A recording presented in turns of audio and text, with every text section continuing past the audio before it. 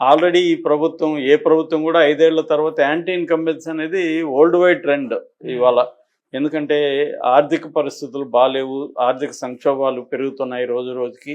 దానివల్ల incumbent governments అంటే ఏ government ఉంటే దానికి వ్యతిరేకంగా ప్రజలు తీర్పు ఇవ్వడం అనేది వరల్డ్ వైడ్ ట్రెండ్. సో ఆ క్రమంలో ఇండియాలో కూడా అనేక రాష్ట్రాల్లో ఈ యాంటీ ఇన్కంబెన్స్ అనేది గట్టిగా ఉంది.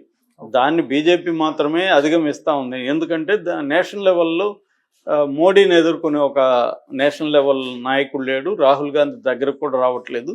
రెండోది ఇండియా కూటమిలో ఐక్యత లేదు. దానివల్ల మోడీకి యాంటీ ఇన్కంబెన్సీ బలంగా ఉన్నా కూడా అవ్వట్లేదు.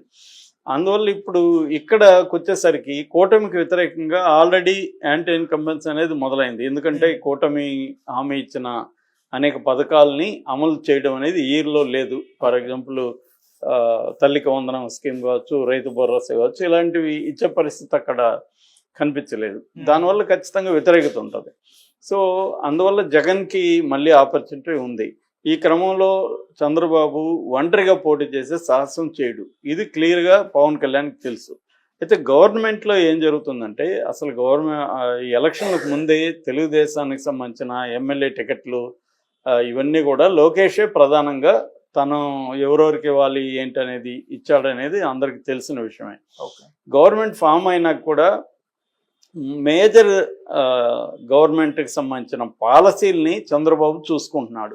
అంటే ఏ పాలసీ ఎలా ఉండాలి, ఎకనామిక్ పాలసీ కావచ్చు, అగ్రికల్చర్ పాలసీ, ఇవన్నీ డిజైన్ చేయడం ఇవన్నీ చంద్రబాబు ప్రధానంగా చూస్తున్నాడు.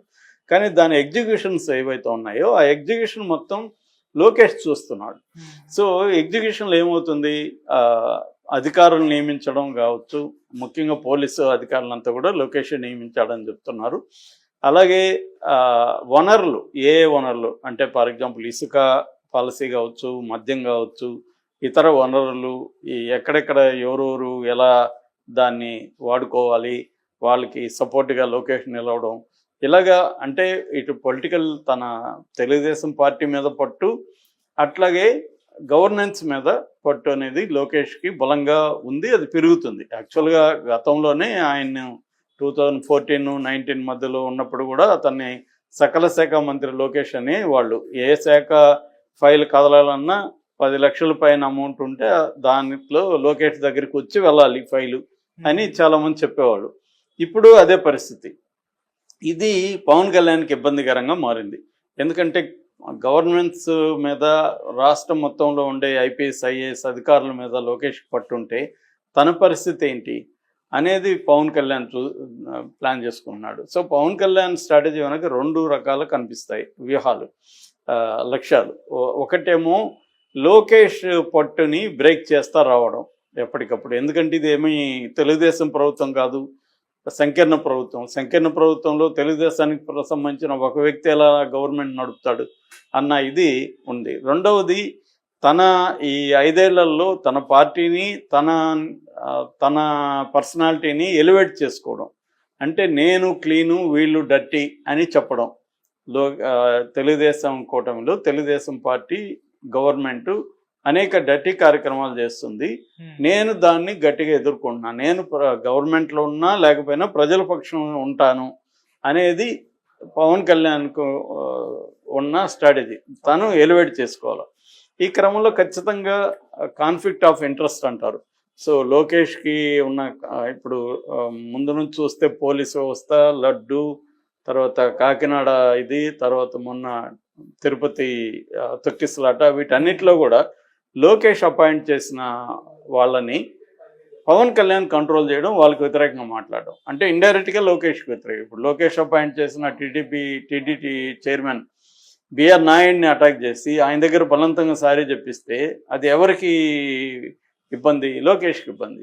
అట్లా కాకినాడ పోర్టుకు సంబంధించిన బియ్యం కుంభకోణాన్ని అంతా బయటపెట్టి, బియ్యం కుంభకోణంలో ప్రధానంగా తెలుగుదేశం ఎమ్మెల్యేలు ఉంటారు, కొన్ని చోట్ల జనసేన ఎమ్మెల్యేలు కూడా ఉన్నారు. వాళ్ళకి మద్దతుగా నిలబడుతున్నది ఎవరు? లోకేష్.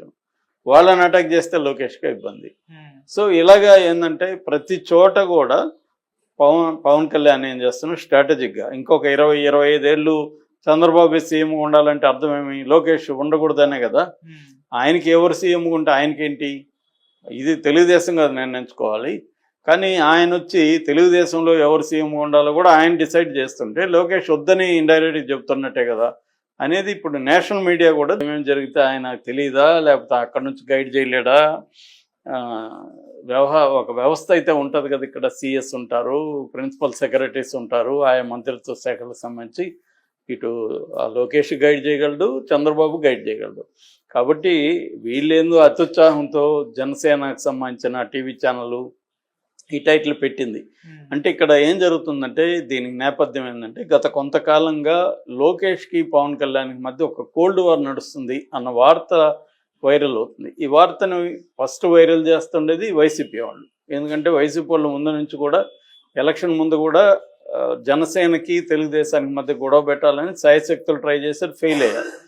దాని తర్వాత ఇప్పుడు కూడా ఈ 5 ఏళ్లలో పవన్ కళ్యాణ్ని కూటమి నుంచి బయటికి తీసుకురావాలనేది వాళ్ళ కర్తవ్యం. ఎందుకంటే చంద్రబాబు ఒంటరిగా పోటీ చేస్తే గెలవడు, మనం గెలవచ్చు